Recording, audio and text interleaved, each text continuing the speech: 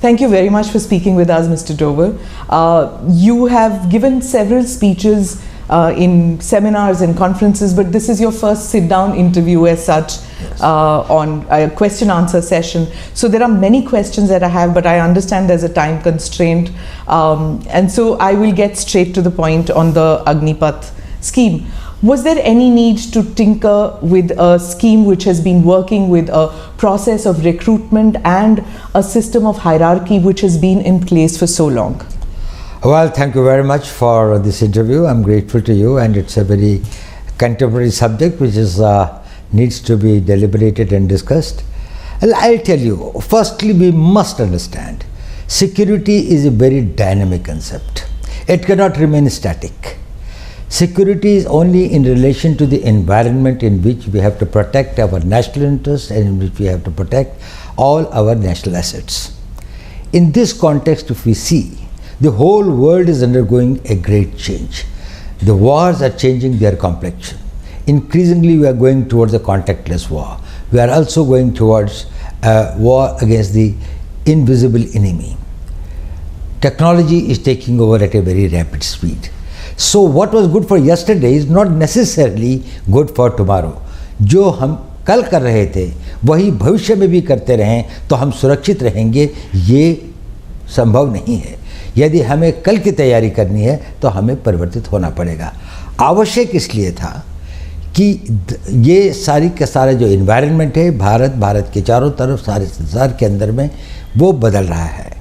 दूसरा, इसको एक परिप्रेक्ष्य में देखने की ज़रूरत है। There is a need to look at it in a perspective. ये अग्निपथ अपने में कोई योजना नहीं है, यह अग्निपथ अपने में कोई स्टैंड अलोन साइलो नहीं है।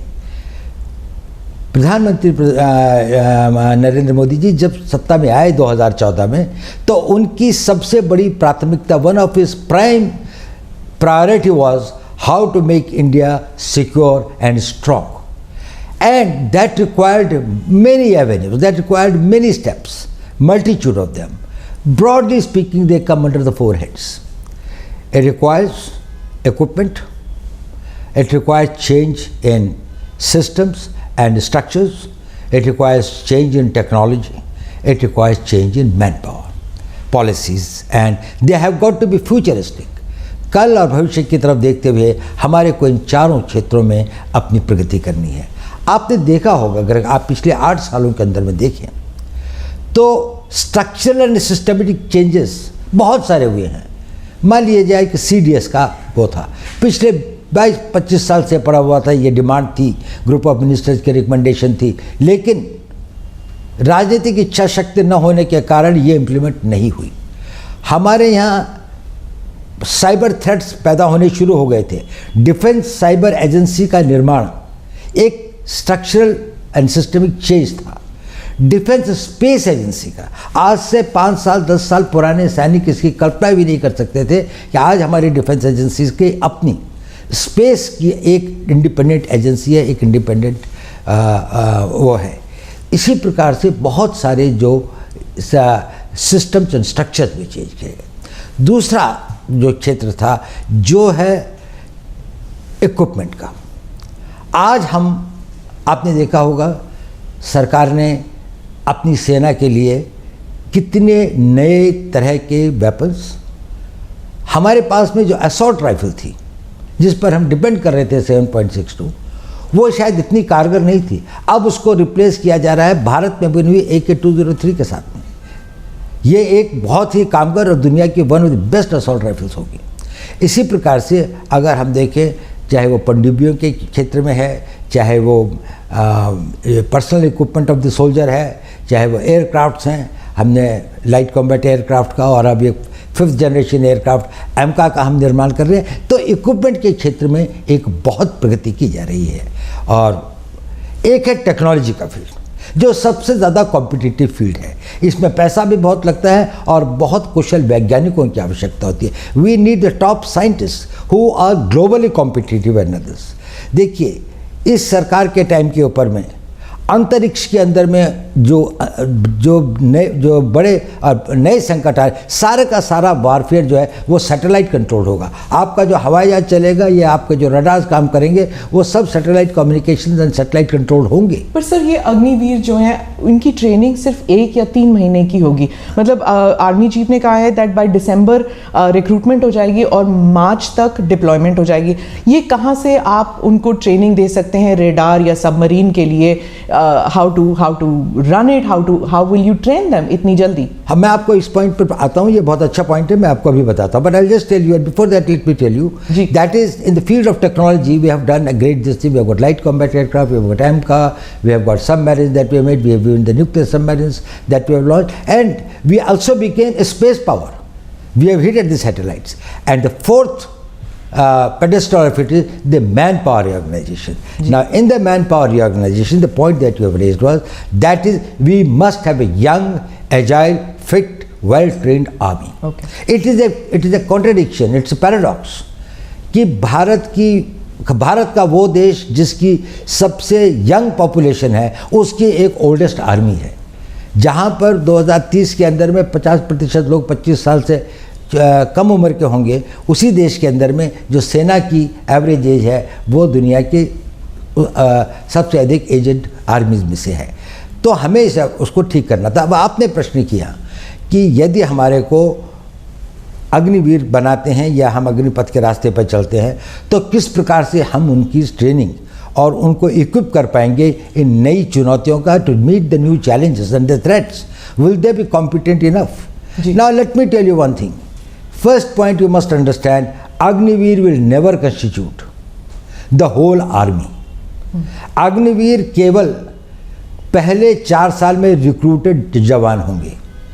बाकी लोग जो होंगे जिनका कि प्रोपोर्शन एक बहुत बड़ा होगा, वो अनुभवी होंगे, they will be experience, they will be trained and other, and these Agniveer, those who become the regulars eventually will go through more intensive training, will acquire the experience, will become more battle worthy and more experienced over the period of time.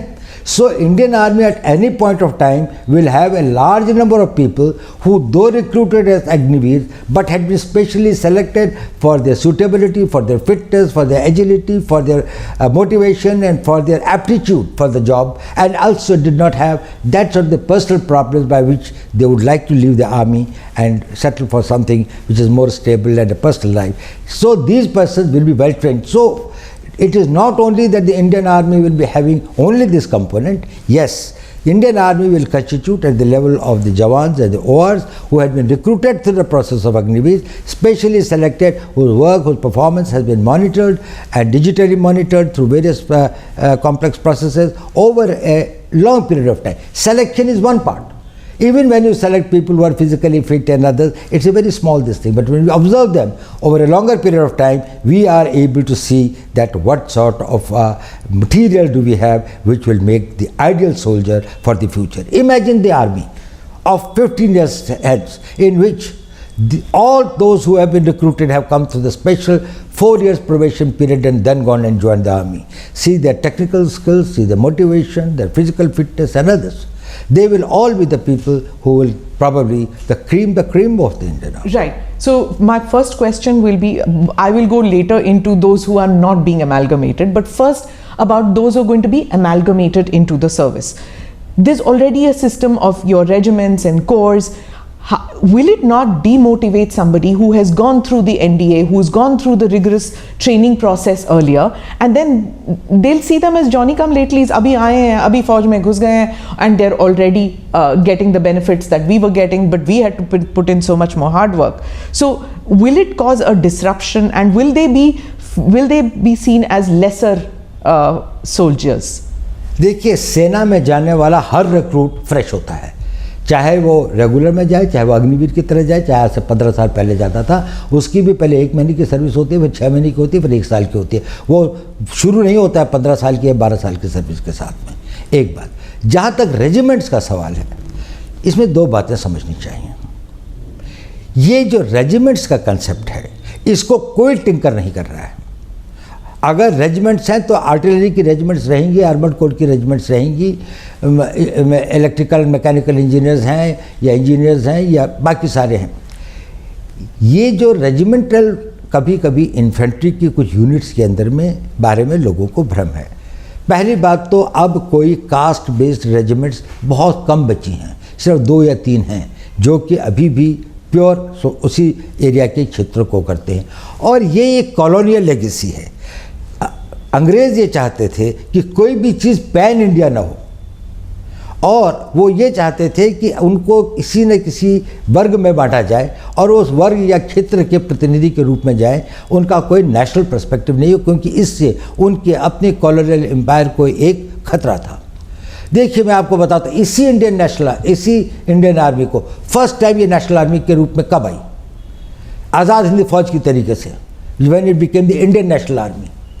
क्या था उसका? 60,000 की फौज थी। कोई regiment थी इनकी? थी रेजिमेंट।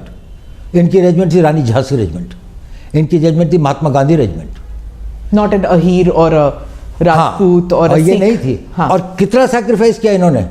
60,000 में से 40,000 मारे गए। इतना एट्रिशन हुआ था। दुनिया के अंदर में किसी लड़ाई के अंदर में इतने एट्रिशन एंड कैजुअलिटीज़ नहीं हुई हैं जितनी इंडियन नेशनल आर्मी ने इम्फाल, कोहिमा के और सिंगापुर के बैटल्स के अंदर में गंवाए हैं। वो किसके लिए लड़ रहे थे? उनमें रेजिमेंटल प्राइड नहीं था क्या? उनके लिए वो नहीं था, वो भारत के लिए लड़ रहे थे। They were the soldiers of India. They called themselves as the Indian National Army. But so do the regiments here, right? That's now. right. So they will continue. Okay. That's what I'm telling you. They will have the nomenclature. There will be the regiment of this. Who has? I do not know how this concept has come that anybody is tinkering with the regimental pride or the regimental ethos. उसका अपना tradition होगा। अगर कोई एक battalion है, उसकी अपने एक वेलर है, उसकी अपनी एक हिस्ट्री है, तो वो हमेशा बरकरार रहेगा और उसमें बढ़ोतरी होती जाएगी। मैं अब इसका हुआ ये है कि हमने ये कहा कि एक ऑल इंडिया कॉम्प्लेक्शन होगा इंडियन आर्मी का। इसको लोगों ने कहा कि रेजिमेंटल सिस्टम खत्म हो गया। रेजिमेंटल सिस्टम खत्म नहीं हुआ। इन्फेंट्री रहेगी, आर्टिलरी रहेगी, आर्मर्ड कोर रहेगा, सिग्नल्स रहेंगे। इन्फेंट्री के अंदर में भी ग्रेनेडियर्स हैं, के अंदर में गार्ड्स हैं, रेजिमेंट ऑफ गार्ड्स है। रेजिमेंट ऑफ गार्ड्स में किसका जाति के लोग हैं? कितना स्प्लेंडेड वो है उनका, ग्रेनेडियर्स है। उसमें किस जाति के, धर्म के, क्षेत्र के लोग हैं? हमारे जो परमवीर चक्र जो है, जब उनको मिला तो ये ग्रेनेडियर्स ने जितने ऑनर्स एंड बैटल ऑनर्स उन्होंने लिए हैं। तो ये सिर्फ हम ये चाहते हैं कि भारत के हर नागरिक, हर यूथ, हर युवा, every youth of this country who has got a desire and a motivation and feels a sense of commitment to defend the country, he gets an opportunity. His youth, his energy, his talent is plowed towards making this country strong and impregnably defendable. What happens after those 4 years are over and they don't find space in the services? And they don't find space in the paramilitary? Because the reason I'm asking is कुछ loose comments आए हैं कि वो plumber, electrician बन सकते हैं, security guard बन सकते हैं। तो फ्यूचर को लेके थोड़ा बहुत एप्रीहेंशन कर लीजिए या डर है लोगों में कि how will they be better off after the 4 years? Will they have a skill set which is market friendly, which they can get jobs? I think this is one of the biggest misunderstanding that has been created either deliberately or by lack of full knowledge and understanding of this thing. We are talking about a young man who is 22 or 23 years old, has done 4 years of service and now is in the market. Compare him with any other 21, 22 years old man who has not become Agniveer. This person has become disciplined. He has got the capability to work in a team. He has learned skills. He has developed the confidence, and he is trainable. His mind and his vision, he has got an all India perspective. So he is much more equipped to face the society. On top of it, he has been given a qualification that will be +2. That makes him comparable with any other persons in his age group to which the others are joining. So there is no avenue that has been debarred or closed for him. इसके लिए वो सारे रास्ते खुले हैं। उसके बाद उसके पास में 11 लाख रुपए के लगभग पैसा भी है, जिससे वो कोई नया कोर्स कर सकता है, आगे की पढ़ाई कर सकता है, यूनिवर्सिटी में जाना चाहे तो यूनिवर्सिटी की पढ़ाई कर सकता है। उनमें से कोई अगर टेक्निकल स्किल्स ज्वाइन करना चाहे तो पॉलिटेक्निक्स और उसको ज्वाइन कर सकता है। आजकल एवरेज एज सेटलमेंट की अपने करियर में 24-25 साल 26 साल होती है। देखिए, आज हम उस ज़माने में हमारे एज स्पैन के साथ में 1 लाइफ 2 कैरियर्स की बात करते हैं, अब तो लोग 1 लाइफ 3 कैरियर्स की बात करते हैं। कंपेयर करें, यही आदमी अगर 15 साल के बाद जाता तो 32, 33, 34 साल का होता। इस वक्त में अब उसको कोई ना ट्रेनेबल है, उसकी एज इतनी भी नहीं है कि वो घर में बैठ जाए, क्योंकि अभी उसकी शादी हुई 3-4 साल हुए हैं। अभी उसके पास कोई छोटा बच्चा है जिसको पढ़ाना भी है, कोई लड़की होगी तो वही 15-20 साल के बाद शादी के लायक होगी। उसके पास में जिम्मेदारियाँ ही जिम्मेदारियाँ हैं। पहले का ज़माना फ़र्क था। ये जो सोल्जर था वो गांव से आता था और गांव वापस चला जाता था। गांव में रहने के लिए उसके पास थोड़ी ज़मीन होती थी और पेंशन पे गुजारा हो जाता था। आज पेंशन पर उसका गुजारा नहीं हो सकता, तो उसको सेकंड कैरियर की आवश्यकता होती है। 34 साल के बाद में इसका 40 साल का जीवन अभी और बचा हुआ है। इस 40 साल के जीवन में ना उसको हम नई ट्रेनिंग दे सकते हैं, ना उसको कहीं पर अगर अब्जॉर्ब करें तो वो एक नए कैरियर की नई शुरुआत, नई जोश के साथ में उसको आगे बढ़ा सकता है। तो इसलिए इसको ये रखा गया है कि अगर वो 4 साल के बाद में आते हैं तो उनकी ट्रेनिंग, उनका डिसिप्लिन, उनका बैकग्राउंड, उनका आर्मी का कैरियर उनको समाज में एक ऊंचा स्तर देता है। उसके बाद उनके पास में एजुकेशन भी है, और ये टॉप ऑफ इट है कि सरकार ने कहा कि 10% CPMF में होंगे। डिफेंस फोर्सेस के अंदर में, जो डिफेंस मिनिस्ट्री ऑफ डिफेंस के अंदर में कोस्ट गार्ड है, बाकी चीज़ें हैं जो कि उनके उसमें अंदर में आती हैं, डिफेंस सर्विस कोर है और जो उसके अंदर में, और काफ़ी मिनिस्ट्री का है। अब देखिए, ये 10% अग्निवीर का नहीं है, ये 10% उनके यहाँ भर्तियाँ होने वाले लोगों की हैं। तो अगर फर्ज कर लीजिए कि CPMF की भर्ती 40,000 या 50,000 की है तो उसमें 5,000 जाएंगे। ओके। या 10% अगर जो उनके 3,000 या 4,000 लोग या 5,000 लोग जो है वो उनके जो उसका 10% नहीं होगा, ये इन नहीं। अब भारत आगे बढ़ रहा है, भारत की प्रगति हो रही है। पहला आदमी अग्निवीर जब रिटायर होगा तो आज से 5 साल के बाद में होगा। उस वक्त भारत की इकोनॉमी 5 ट्रिलियन की इकोनॉमी होगी। प्राइवेट सेक्टर एक नई गति और नई दिशा के साथ में आगे बढ़ेगा। डिफेंस इंडस्ट्रीज जिस तरह से बढ़ रही हैं, बहुत सारे ऐसे काम होंगे। डिफेंस पब्लिक सेक्टर अंडरटेकिंग्स के अंदर में जिस प्रकार से विस्तार हो रहा है, कंट्री के अंदर में मैन्युफैक्चरिंग बढ़ रहा है, उनको लोगों को ये लोग चाहिए जो डिसिप्लिन्ड हों, ट्रेनेबल हों, और जिनके पास में उम्र हो। इनका सबसे बड़ा एसेट है इनकी उम्र, कि ये अभी भी यंग है। इस उम्र में कई लोग अभी भी अगर जाए पॉलिटेक्निक के अंदर में लोग भर्ती होने के लिए जाते हैं तो उनमें से कई लोग 22, 23 साल के होते हैं, 2 साल 3 साल का कोर्स करते हैं। उसके बाद वो अपने लिए एक मैन्युफैक्चरिंग जाए, कोई कंप्यूटर का कोर्स करते हैं, 2 साल का कंप्यूटर का कोर्स करें।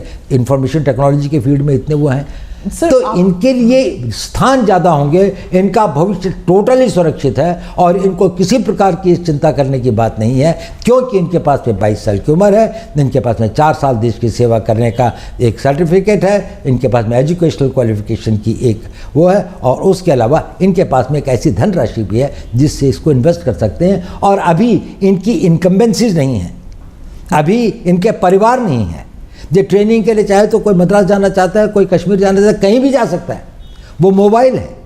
जब वो 34 साल की उम्र में आप उसको भेजते हैं, उसके साथ सबसे बड़ा अन्याय है, क्योंकि ना तो वो घर बैठ सकता है, ना लोग ऐसी जगह पे जा सकता, अपने क्षेत्र से बाहर भी नहीं जा सकता। आई गेट दैट about कि जब वो बाहर निकलते हैं। Now the thing is that आप खुद गांव से हैं sir, you are a son of an army person, you have worn the military uniform, the police uniform, you've been awarded the Kirti Chakra, military honor for a policeman. You understand that when you go back to the village, the respect that a uniform gets. Now many in the villages are saying कि ये 4 साल के छोकरे बाहर निकल के आएंगे, they will not be given the same respect, that वर्दी will not have the same honor, the respect that it had, because it doesn't carry with it the weight of national service over decades. मेरे ख्याल से ये भी पूरा भ्रम है। गांव के अंदर में अभी भी इनकी उतनी ही प्रतिष्ठा और इज्जत और सम्मान होगा, गांव में नहीं, गांव के बाहर भी। ये देश की एक बड़ी भारी निधि होंगी। ये इतने हज़ारों की संख्या में जो ये बच्चे होंगे, जब ये ओवर द ईयर्स समाज के भिन्न भिन्न भागों में जाएंगे, when they will go and man positions in different walks of life, they will bring with them the work culture, the ethos, the values which they have imbibed in army. Army has sent them in as a totally transformed persons. So they will be the great harbingers of the change. वो परिवर्तन को एक नई दिशा देंगे। और ये जो लोगों को भ्रम है कि इनका सम्मान और इनका वो नहीं होगा, ये बिल्कुल गलत है। मेरे ख्याल से अग्निवीरों को उतना ही सम्मान होता है। आज भी कितने लोग अपनी कोशिश करते हैं पारिवारिक कारणों से सेना को छोड़ के कभी कभी आना पड़ता है। वो कुछ लोग हमेशा से पहले कलर सर्विस कितनी थी, 1962 तक तो 7 ईयर्स थी। उसके बाद में भी समय समय पर इसने ये कहा गया है कि इसको वो किया जाए। तो 7 ईयर्स की कलर सर्विस के बाद में जो आदमी जाता था उसको क्या वो सम्मान मिलता था, इसको अधिक सम्मान मिलेगा क्योंकि इसके पास में आगे का कैरियर भी है। Sir, agar if this scheme was so overdue, so necessary, keeping in view that wars have changed, the nature of wars have changed, and the nature of the requirement of manpower has changed for India, अगर ये इतना overdue था तो इसके against इतने protest, इतने sudden protest क्यों हुए? देखिए ऐसा है, इसमें दो तरह के प्रोटेस्ट या अपोजिशन है मैं कहूँगा। एक तो ये है जो कंसर्न हैं, वो देशभक्त भी हैं, उन्होंने देश की सेवा भी की है और अपने जीवन का बड़ा भाग जो है देश के लिए अपनी जानों की बाजी भी लगाई है। उनको फियर ऑफ अननोन है और जब भी कोई परिवर्तन आता है, any time that a change comes, उसके साथ में जुड़ी हुई anxieties and fears are always there. कुछ भय होते हैं, कुछ आकांक्षाएं होती हैं, कुछ अनागतवती चिंताएं होती हैं जो आदमी को घेरती है। इतना बड़ा परिवर्तन, इतना बड़ा चेंज हो जाएगा तो कहीं ये तो नहीं सब कुछ पलट जाएगा। तो ये हम इसको समझ सकते हैं। इसके लिए आपने देखा होगा, यदि आपने 15 तारीख जून के बाद में जैसे जैसे इन लोगों को अधिक सूचना और पूरी बात का पता चल रहा है और भी बातों का समय के साथ पता लगेगा, वैसे वैसे ये लोग इसको समझ रहे हैं कि ये तो हमारी बड़ी पुरानी आवश्यकता थी, इसमें हमारे वेटरन्स भी शामिल हैं और ये एक अच्छी चीज़ है। उनके कंसर्न हैं कि इनका क्या होगा। अब उनको पता लग रहा है कि इनके लिए भी एक भविष्य निश्चित करने की योजना है। उनको ये लग रहा है कि आर्मी के अंदर में जो एक्सपीरियंस लोग रहेंगे कि नहीं, अब उनको भी पता लग रहा है कि नहीं, आर्मी तो एक्सपीरियंस लोगों की, आर्मी डिमोबिलाइज हो रही है, ये लोग तो रहेंगे ही। और इसके बाद में जो आएंगे वो अग्निवीर के स्ट्रीम से आएंगे, वो एक दूसरे स्ट्रीम से आ रहे हैं, पर यही फिर आगे इनके 5 साल 6 साल 15 साल ये और सर्विस करेंगे। तो उनकी वो जो भय और आकांक्षाएँ हैं उनमें धीरे धीरे कमी आ रही है। एक दूसरे वर्ग है, उसका ना राष्ट्र से कोई मतलब है, ना राष्ट्र की सुरक्षा से कोई मतलब है, ना वो राष्ट्र के प्रति इतने समर्पित हैं। उनके they are conflict entrepreneurs. What they want is that they want a conflict in the society. They would like to create anything which is close to the anarchy. Now these are the persons who will go for stone throwing, demonstrations, burning the trains and others, not what is the cause. But wherever there is an opportunity, they think that they can emotionalize or mislead the people, or they can have this thing. जो अग्निवीर बनने वाला होगा वो ना किसी प्रलोभन में आता है, ना वो किसी से बहकाया जा सकता है, ना वो किसी के द्वारा दुष्प्रचार के लिए प्रेरित किया जा सकता है। ये जितने लोग हैं, मुझे नहीं लगता कि ये वो लोग हैं जो कि सेना के लिए और सेना में जाने के लिए बहुत इच्छुक है, या जिनके पास में एक साइकिक मेंटल सेट है। वो अपने घर में बैठ के तैयारी कर रहे होंगे। Didn't the security establishment anticipate कि ऐसे conflict entrepreneurs जो आप कह रहे हैं, that they will make use of this scheme to mislead people and to cause street unrest? Well, something was anticipated as well also, because we thought that, well, these people who have got a vested interest, they have got vested interest because some people are making money through the coaching centers. They have vested interest because they would like to discredit the government on any count. There are some vested interests who would like the youth to be provoked against the establishment and others. We had it, but then it's a democracy.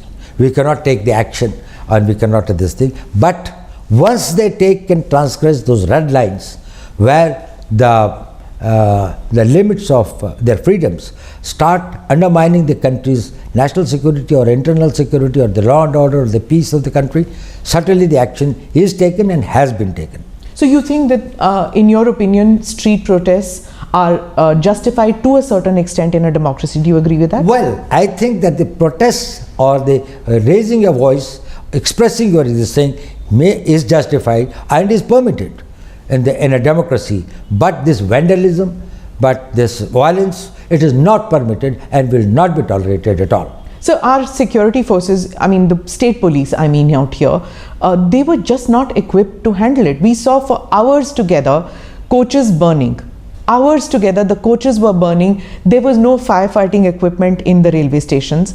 Railway police हम सिर्फ देखते हैं marching, but वहाँ पे कोई railway police नहीं थी. 4-5 घंटे trains were burning. We've seen protests with regard to, the earlier protests also. 1 week they've been going on with regard to prophet remarks or with regard to anything. Policemen crying, sir, forces bhej dijiye. The impression one gets is that these reforms which you are bringing about in the forge, it's probably more needed for civilians, for the police. Well, I think reforms are required at various fronts. There's no doubt about it. I totally agree. Reforms are required in police. But it's such a huge country of 140 crore लोगों का देश है. इसके अंदर में कहीं कहीं जब कोई घटनाएं होती हैं, उसमें कहीं पर पुलिस की गलती होती है, कहीं पर सर्कमस्टेंसेस ऐसे होते हैं, कहीं पर सूचना का अभाव होता है. These are the things that it happens. They should be investigated, they should be corrected, lessons should be learned to see that they are prevented. There is no justification in case the violence takes place. So, आप conflict entrepreneurs की बात कर रहे थे. As far, I understand that you cannot divulge much about it, but आपने coaching centers की बात की. Is there also a political element that was funding maybe, or that was pushing these young men onto the streets to pick up stones? Well, in many cases, the FIRs have been lodged. Wherever there have been incidents of violence, people have been identified. There have been TV cameras and others. Probably it's only after the due investigation that we can say that which were the forces behind it and who did it and why did they do it. And I would not like to preempt something or presume something, but I think the investigations must be done very thoroughly. So, because there are some politicians who are saying, and this is across the country, many politicians feel कि ये जब अग्निवीर बाहर आएंगे, they could be mercenaries for hire. It could pose a risk, law and order situation in their states also. So, is that fear valid, or would you just dismiss it? It is totally invalid. I have been in the business of security for last 55 years. I can tell you, if there is any guarantee in the society to keep peace, stability, rule of law, it will be the citizenship and the civilian population of this country who have to become law-abiding. And you will find the best of the law-abiding citizens in this youth who will not only abide by the law, but will make others and will be the harbingers and the nucleus of the people who will have a national sentiments, who will protect the national interest and create that environment.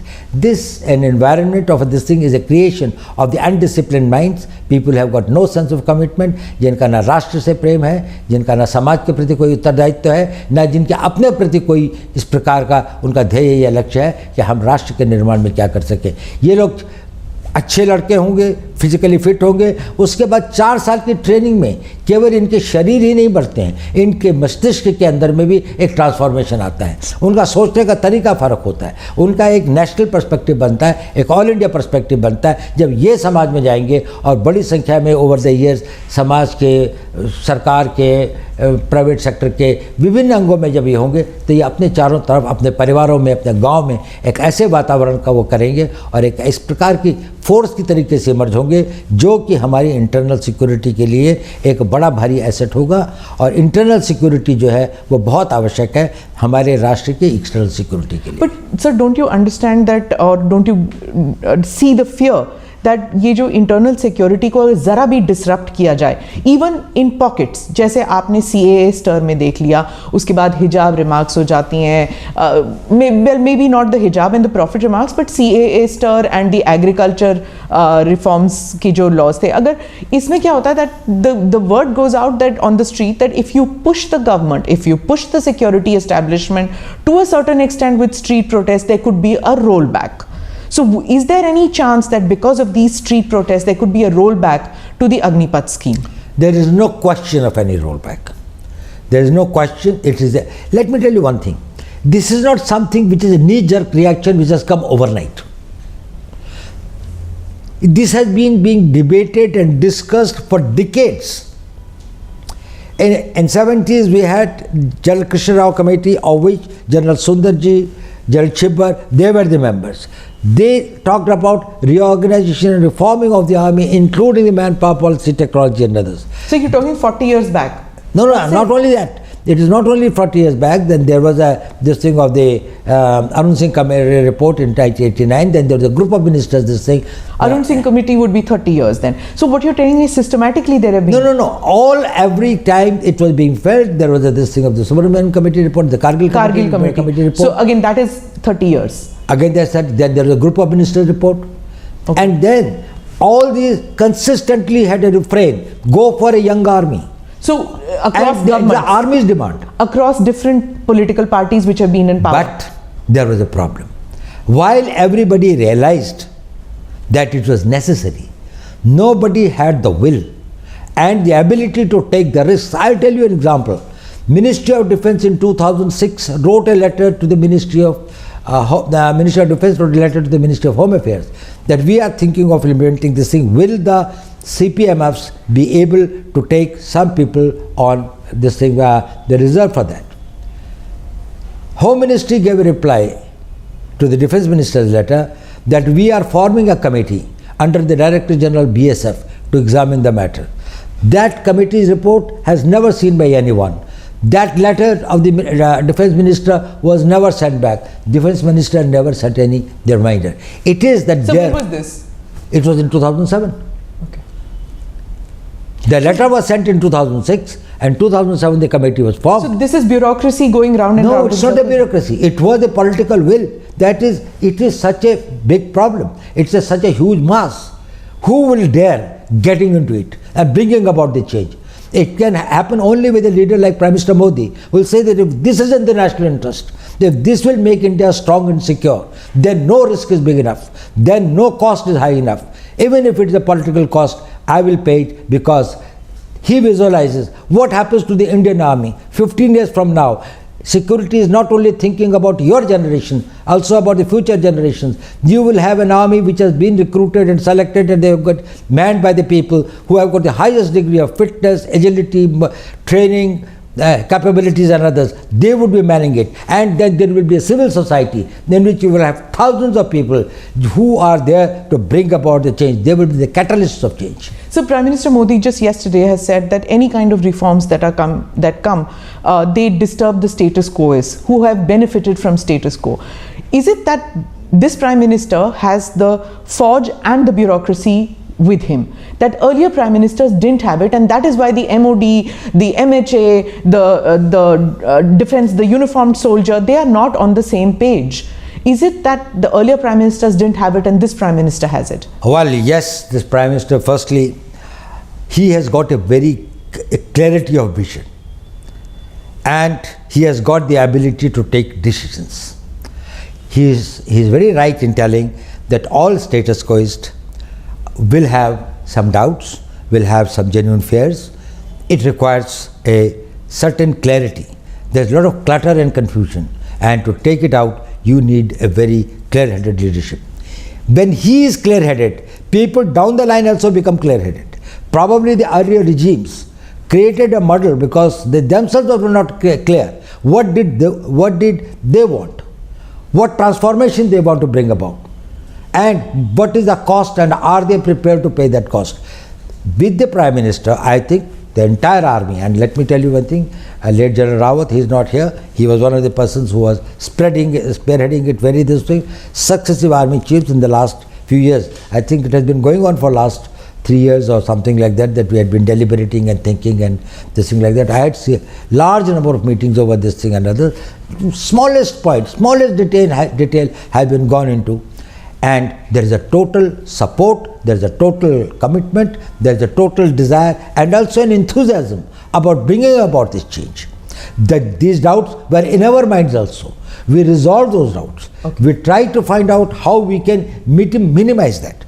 how we can mitigate the possible threats and the dangers. So you've been with Mr. Modi since he took office in 2014. There's been a doctrinal shift in India's relations with Pakistan since he's become Prime Minister, since you've been the NSA. You've seen several regimes change in Pakistan. Do you think, from a security perspective, is it possible for this kind of, I will not talk to you, you have to stop terror, till then I will not talk to you? And can nations prosper with that attitude going forward? Now, I'll tell you one thing. We cannot have peace and war at the choice of our adversary. If we have to protect our interests, we will decide when and with whom and on what terms we will have peace. When our core interests are involved, there is no question of peace at any cost. There has got to be a peace. We want very good relations with our neighbors, Pakistan included. We would like to have good relations with them. We would like to have very normal relations with them. But certainly the tolerance threshold for terrorism is very low. We certainly would not like to make our citizens as sitting ducks for the terrorists who come and this thing. Thank God, and I think I must this thing to the God. In last 8 years, this country has not seen any terrorist this thing except Jammu and Kashmir, which has been this thing of a proxy war. So it's a different type of a proxy war. Just before that, say between 2005 to 2014, we had Bombay, we had Pune, we had Kanpur, we have got Delhi, we have got this whole range of this, Bangalore, Ahmedabad and other. What was the whole range of this thing the country was being this way? If we were not firm, if we were not very decisive, if we did not have the clarity, we will fight it. And we will not beg for peace at any terms. So you spoke about Jammu Kashmir, so I have to say this because we saw that when Article 370 was taken back, you went there. You went to Kashmir, you spoke to the people. We saw that happening. What do you have to say to people who are victims of these lone wolf attacks which are happening? Yes, I agree that that terrorism as such from Pakistan is gone, but then these lone wolf attacks, soft targets which are going. How will you cope with that? How will terror end in every form in Kashmir? Well, this is a problem of security, and we are dealing with it, and we are dealing with effectively. Firstly, you must understand one thing. Post 2019, the mood and the temper of the people of Kashmir has totally changed. People are no more in favor of Pakistan, in favor of terrorism, in favor of this thing. You can see. Where is Hurriyat today? Where are those Bandh calls? Where is this Friday Hartals? They have all gone this thing like that. But some individuals, some young boys who are misled or who are this thing, they are getting into this thing. We are doing our best to persuade them. Their families are trying to persuade them. A lot of change has come about, but still there are few persons and some individual tanzeems, the militant organizations and others who are still operated and go by a mistaken notion of their beliefs or whatever is that they want to be the Fidains and they want to come. They do create problems for us. We are fighting them. So, and we are fighting them with total resolve. There is no way to deal with the terrorists. We don't deal with terrorism. We have to deal with the terrorists. And terrorists, their equipment, their weapons, their explosives, their money, and we on all fronts are trying to tackle it. And so we are very hopeful that in another few months we'll be able to get it. The Kashmiri Hindus, especially the Pandits, they feel very let down, to some of them, that there is so much energy expended in bringing these terrorists or militants or separatists back into the mainstream, that those who have supported Mr. Modi, the BJP and this government all through, that they are being taken for granted and their security is not of paramount concern to the security establishment. Firstly, I don't think that is the real feeling of all Kashmiri Pandits or people who have been displaced. But yes, they are a vulnerable section. They need protection. They have got to be protected. Government has taken various measures in the past. Probably much more has to be done, and that is being done. We have got to see that wherever they are, and whatever protection they require, because they can be the soft targets, and no government will be able to give an individual protection to each individual in any village or far off places. So we have to find out the systems, and best thing is that we go on the offensive against the terrorists and try to see that these persons who possibly can threaten their lives or their properties and others, they are accounted for. So where are we vis-a-vis China? It's now 2 years since the Galwan incident, and there seems to be an uneasy peace. Do you feel that China has put on hold its expansionist policy with regard to us, with regard to Indian territory? Well, we have got a long pending a territorial dispute with China. We have made our both intentions and this thing very clear to China, and they are aware of the fact that, well, we will not tolerate any transgression. There had been some unsavory incidents in 2020. We have been able to, through the talks, through the negotiations, through the persuasion and others, resolve some of it. Few points still remain to be resolved, and others. We will continue our efforts. At the same time, we have got to ensure that is we are vigilant and we are able to protect our borders totally. So internal security, external relations, these are mainly conducted behind closed doors, in hush hush manner. Some of it is visible to common people, but there is also a view that, keeping in nature with federal structure, things like what has been done, the Agneepath scheme, maybe there can be a more consultative manner in dealing with these apprehensions. Do you feel that there is a time that the time has come to change how internal security is, decisions regarding internal security are taken in this country? Management of security is a highly layered phenomenon. There are layers and layers and layers. There has got to be this thing where there is a complete insulation, and it has got to be protected, and people should know only on the basis of need to know. If they have got either, if they can neither contribute nor that this is they are accountable for anything, and you take them into confidence and others, probably it is not from them, but once it becomes public, our adversaries will take advantage of that. So we have got to maintain a certain amount of secrecy. As far as the consultative process is concerned, India's democracy and India's this thing is so open. If it was not such a this thing, you would not find that on every issue, if there are 100 people, there are 101 opinions, and they are freely expressed from the street to the press to the media and everywhere. So you spoke about India's adversaries taking advantage of any kind of unrest which happens in India, but then we saw with regard to the Prophet remarks and the hijab protests that people who we had presumed had become non-adversaries of ours had suddenly started making comments, had suddenly started doubting India's democracy or India's inclusive society. Do you feel that these protests have gone beyond this and have damaged us terribly? Well, it has, in the sense India has been projected, or rather some disinformation has been spread against India, which is far from the realities and the truth. And probably there's a need for us to engage them, to talk to them and convince them. And you would have found that, well, wherever we have gone or wherever we have engaged with the concerned people, both outside and inside, we have been able to convince them and try to find out this thing, and it will subside. But it happens. When people get emotionally aroused and others, sometimes their behavior is little disproportionate to the actual event, but it is the same. Does it put the security establishment on a back foot when these kind of street protests take place on very sensitive topics like the Agneepath scheme? Well, I don't think that it puts this thing. The only thing is when the law is transgressed.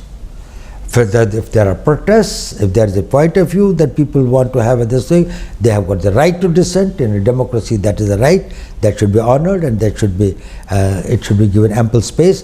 But when it starts hurting the national interests, when it starts undermining the national security, when it starts threatening the life of a law-abiding common citizen, when it starts causing pain to him, it becomes intolerable. And this is what our law says, this is what our constitution says, and that is why the law enforcement agencies are bound by the law, they are bound by their oath to protect the people, to protect their interests, to protect their properties, and not allow the miscreants and the anti-social and the anti-national elements to make better of the society. So as I wrap up, I just have one question on Afghanistan and the recent attack on Sikhs out there, and India giving visas to them. Where is it going now? Are Hindus and Sikhs and other minorities, will they find home in India? Will there be, will we increase the number of people that we take from Afghanistan into India? What happens with CAA? Will that come into force?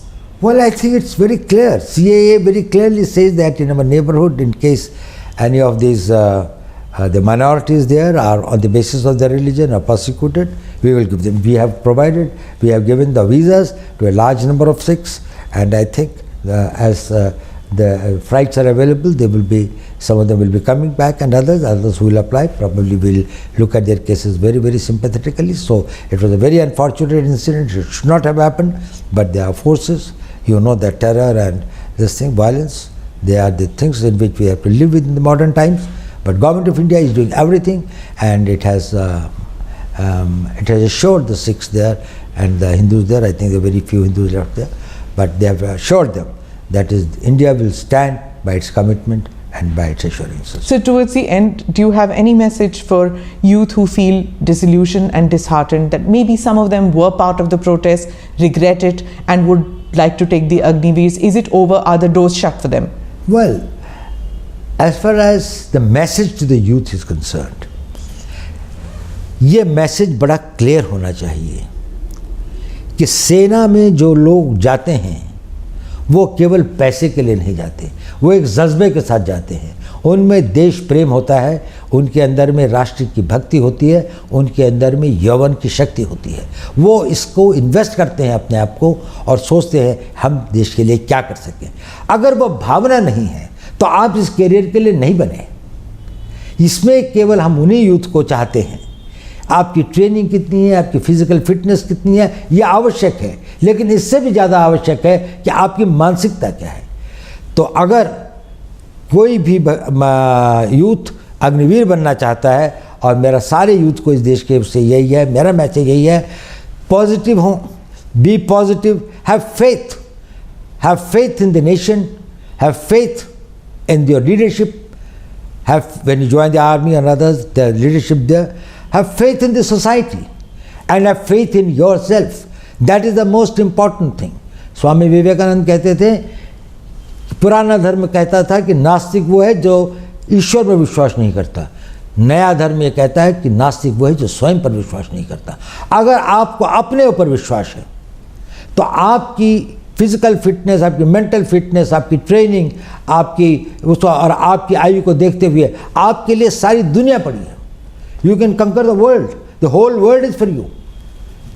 अगर आप डिमोरलाइज्ड हैं, अगर आपकी negative thinking है, तो आपको सारी चीज़ें पॉजिटिव होते हुए भी भविष्य अंधकार में दिखेगा। भविष्य में आस्था रखिए, अपने में विश्वास रखिए, और आपका भविष्य बहुत उज्जवल होगा।